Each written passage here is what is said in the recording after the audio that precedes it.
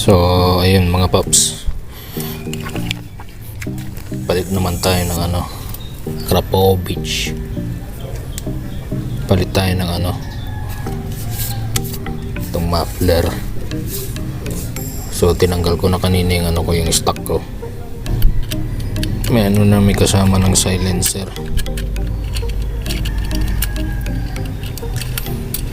Nabili ko siya online ng 2,800.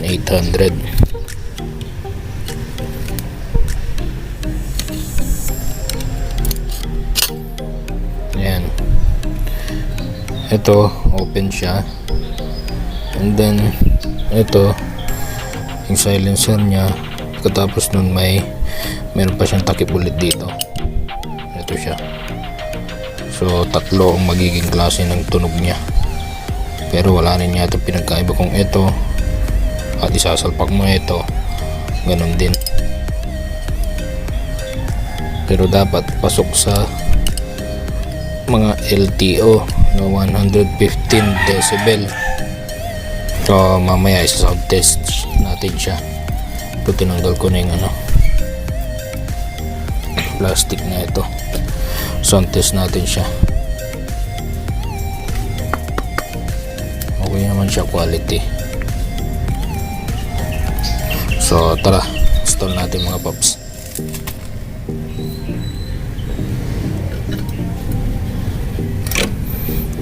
Kailangan gamitan natin ng bossing. Kailangan natin nito kasi iba yung elbow natin, oh. Kulang siya ng ganito, usog. O kaya ito kailangan i-bend, pero hindi ko na ginawa, hindi ko na siya binend. Kaya ito na lang ang paraan na gagawin natin.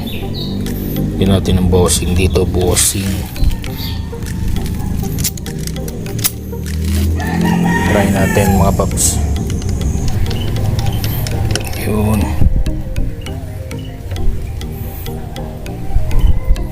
Tapos yun natin ng washer sa likod. Yan, laban na yan.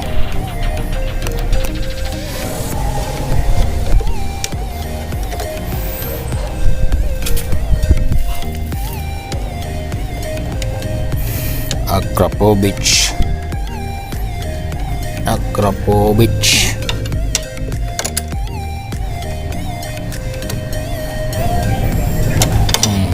Okay na yan mga paps. So ayun, tingnan nyo.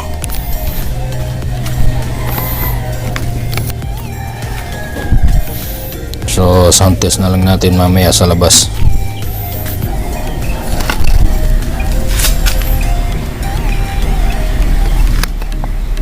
Itong spring nya masyadong maikli, hindi kaya. Itong dati stock, subukan natin kung kaya. Yun.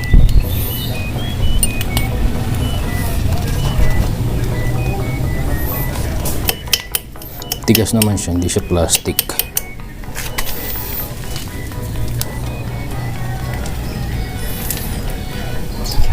Sound test natin.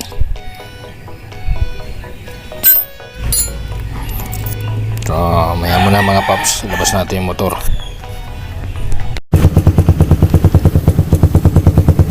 So yan mga paps, ang tunog ng ng open.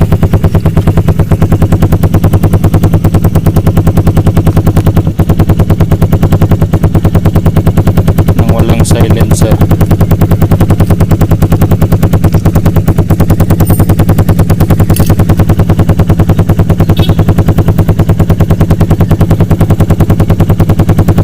Base siya. Buo.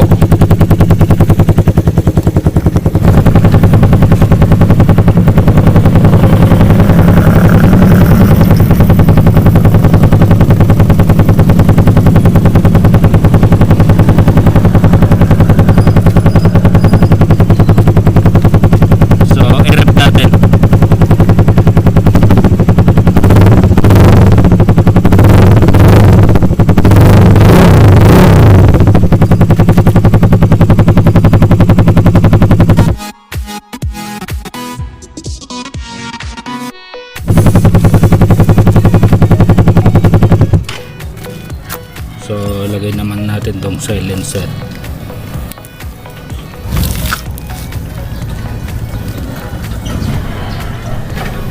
Lagay natin tong silencer na meron tong cover nya.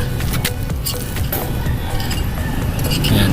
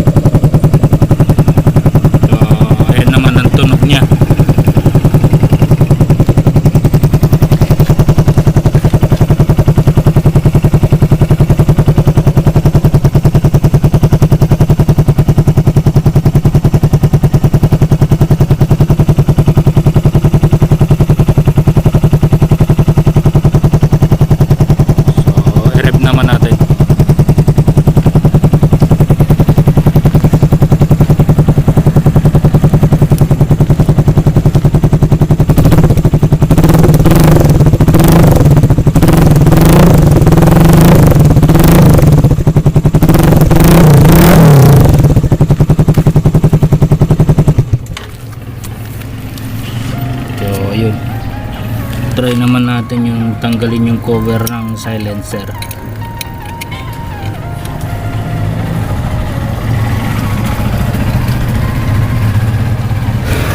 Anong pinagkaiba ng tatlo? Basta ba siguradong pasok sa decibel meter ng mga nanghuhuli. Nasa 115 115 decibel.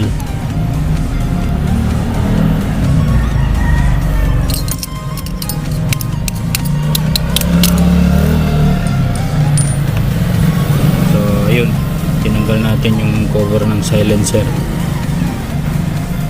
So subukan naman natin tong walang cover ng silencer. Adjustan niya yan eh.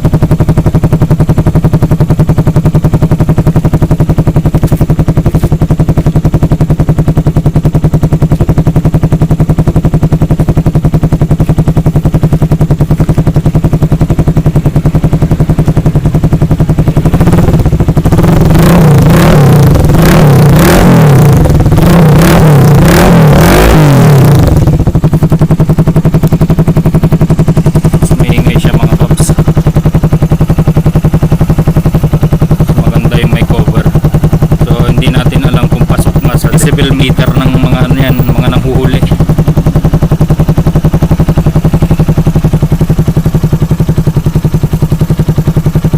So, titingin ako ng mas mahabang spring. Pilit to eh, baka maputol.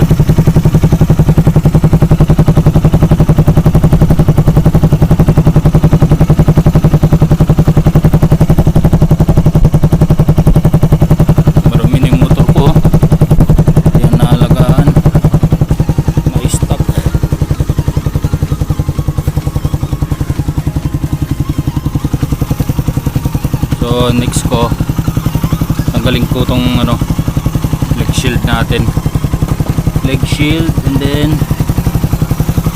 linisan natin to, and then balutan natin siya ng thermal wrap.